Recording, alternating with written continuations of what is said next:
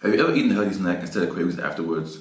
Or binge on a healthy snack so much that you might as well have eaten the real thing in the first place? If so, I'll explain why this happened and give you the best way to actually handle your cravings. Even though I'm in shape, I love snacking. Anything from popcorn to pastry to gummy bears to chips, doesn't matter. I love snacking.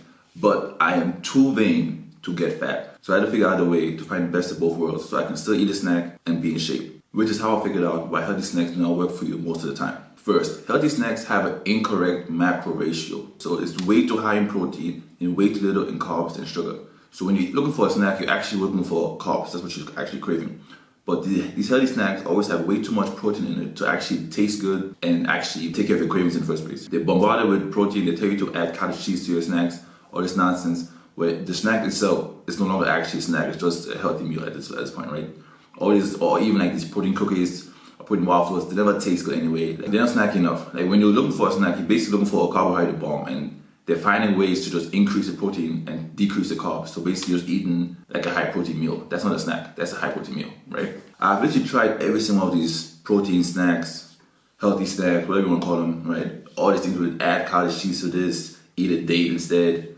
All these things do not work. They're all garbage. Just add some cottage cheese. Please don't piss me off. That shit is terrible. It's literally terrible. It doesn't taste good. It doesn't make the meal taste any better. Just adding calories to your snack for no reason. That's one of the first reasons, that literally the macros of these healthy snacks is not what you would expect from a snack. So it doesn't make any sense. Secondly, you know it's a substitute. Because you know it's a substitute, it can never taste as good as the real thing. It's like back in the day, you know when your mom came home with the store brand cereal, instead of the Kellogg's Frosted Flakes, like you just knew it wasn't the real thing. Like, you know what I mean? Like, it just wasn't the real thing. No matter how you wanted to dress it up, it wasn't the real thing. And that's how it is in this as well. You are foregoing your first choice and settling for something you don't actually want. And you know it, your brain knows it, your body knows it. So it's like it can never taste as good as the real thing. No one likes settling in life. And even these alternatives always feels like it's settling for less than you actually want. That is why you will never be satisfied with all these substitutes, because you know the real thing and you want the real thing. So just replacing it is just going to make you crave it at a later date or later time, maybe in a couple hours or a couple minutes, doesn't matter, but eventually you can crave the real thing again, because the healthy snack didn't actually take away any of the cravings, because you just basically postpone it to a later time, which is ridiculous. Thirdly, there's not enough calories in these snacks. Here's the quick 60-calorie snack. Bro, I am still hungry. I am starving. This 60-calorie snack is not going to help me. Who wants to eat a 60-calorie snack, bro? Not me. It just sounds like something that's going to make me eat the whole box. Eating 60 calories worth of a snack is literally eating air. It's not going to do anything for you. It's not going to take away your cravings. You're just going to have more cravings at a later point. It's not going to help me through the night. I will still be hungry. I'll wake up middle of the night and then go in the fridge and do some damage. All these little make-believe snacks that never actually satisfy you. When you eat that first bite of your cake or the Snickers bar or whatever else you like, right? You get actually happy. You never get happy when you eat these healthy snacks. You never get that excited. Those are the main reasons why healthy snacks usually don't work for you, because the macros ain't right. You know it's a substitute. And there's not enough calories in it anyway to keep you full and satisfied. So here's what you should actually do instead. First, what you should actually do when you want to start off your diet, you have to reset your palate. The first thing you actually want to do when you start your diet is you actually want to reset your palate. The best way to do this, what I prefer, is to have a fasting day. So before I start my diet, I have one day where I fast, reset my palate, and then I get to work. The fasting actually works the best after like a weekend of binging, for example. Like, the fasting allows you to like basically come to a complete reset. If you've been eating high sugar, high fat for like a longer time, then the fasting is not going to be as effective, because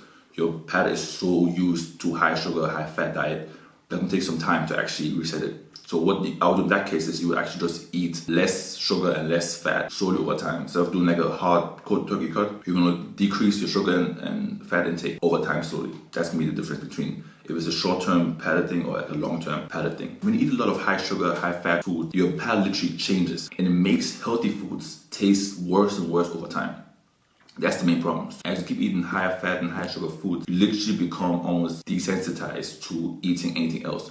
So when you eat it actually like a steak or like an actual healthy meal, you're going to feel like it's not as tasty as it should be, because you're so used to like tasting the high sugar in your diet or like the processed fats. Therefore, by resetting your palate, you actually force yourself to be hungry. And in a hungry state, literally anything you eat will taste good.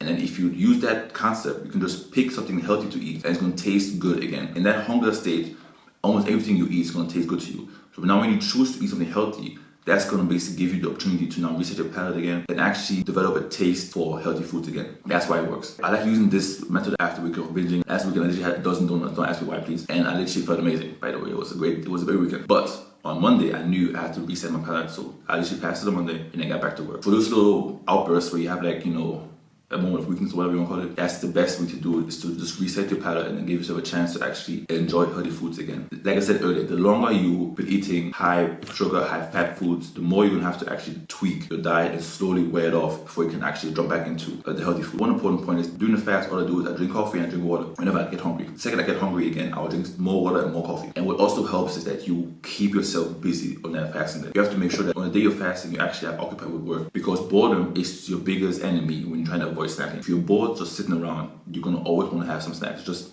the natural order of things. If you're busy and you're trying to tame your hunger with coffee and water, for one, the coffee acts as an appetite suppressant, so you can be able to have less hunger, and the water is going to be like filling your stomach up. Even though it's not actually food, it's going to make your stomach feel full, and that's going to be enough for you to make it all the 24 hours without having to actually eat any food. That was step one. Step two, on the next day when you're actually going to start eating food again, you want to make sure you eat a low carb diet on that day. Doesn't mean no carb. We're not going keto. Don't worry, we're not going keto. Just a low carb diet. The reason for this is because eating less carbs actually makes you less susceptible to cravings. So the less carbs you eat, the more likely you are to not have any cravings for that entire day. On those low carb days, I usually only eat meat and vegetable bowls. And then for my pre-workout, I actually just eat a bunch of like rice cakes with honey. That's usually going to be it for the day.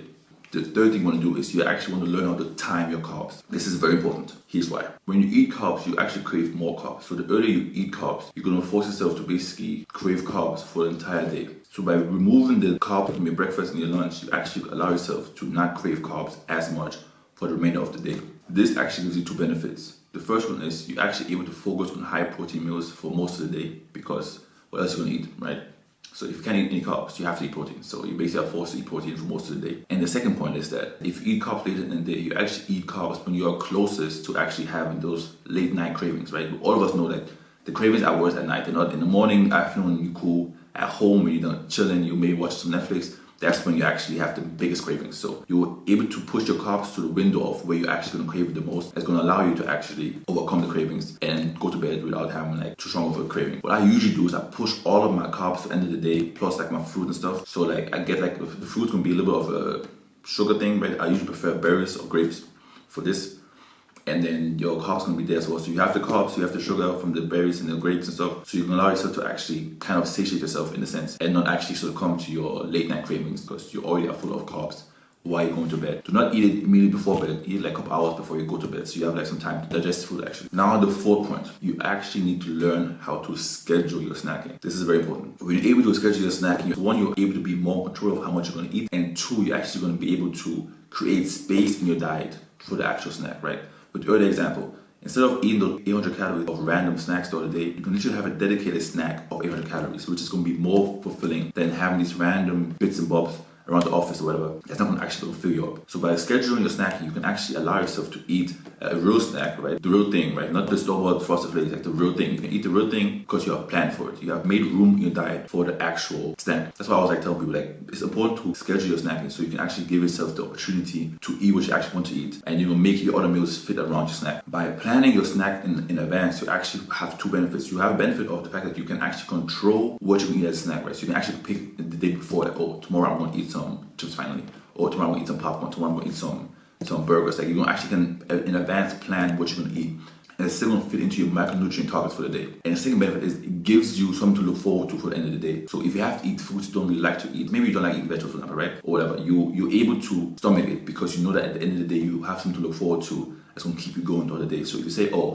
I gotta eat this meat and vegetable today, or in the morning or in the afternoon, but I know that at the end of the day I'll be able to eat some donuts or whatever, right? It's going to keep you going. By having a scheduled snack at the end of the day, you have like a beacon of hope throughout the day that's going to keep you going. Yes, I have to eat this today, I have to eat the vegetables, I have to eat the meat, whatever, but I know that at the end of the day I'll be able to get my actual meal, like my actual snack is going to be able to be there, wait for me. That way you actually become more disciplined and can stick to your diet for a longer time because you're able to give yourself the opportunity to still have a snack, right? And what usually happens in my experience is that after a couple of days of having this snack on a daily basis, you actually realize you feel better when you don't eat the snacks. On some days you go feel like not eating a snack. On those days where you don't feel like it, don't eat it, right? And then you can realize over time that you actually feel better on the days you don't eat snacks. These things, these strategies are still tools you can use whenever you do feel like it. I just know in my experience that usually you start off like really craving these things, and on the first week, first 2 weeks, you're like every day I have to eat a snack, have to eat a snack, have to. But over time, you can feel less like it and less like it and less like it.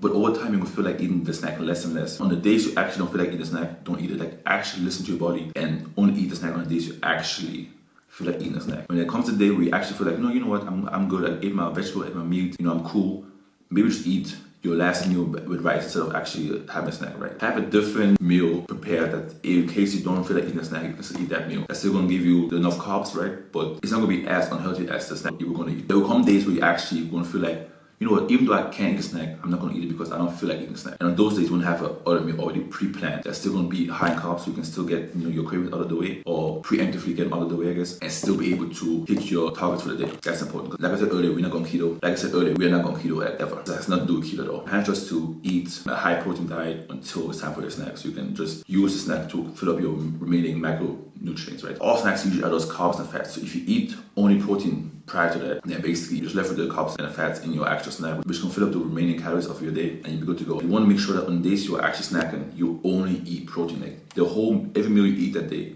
it's going to be just a protein meal, basically. Like, you're not going to be having any carbs that day. You're not going to be eating anything that is not protein in your pre-snack meals. Focus on protein, mainly meat. Just focus on high quality proteins, you know, chicken, turkey, beef, you know, the basics, none special, and use those to actually fill up your day before you get to actually the snacking part. To track your food, if you want to track your food, obviously, if you don't know by now, like, everyone uses different tracking apps. I personally use MyFitnessPal. If you want to use someone else, it doesn't really matter. But just get in the habit of tracking food, especially in the beginning, so you know actually how much you're consuming. If you have any questions regarding this, leave a comment below. That's it for the video. Till next time.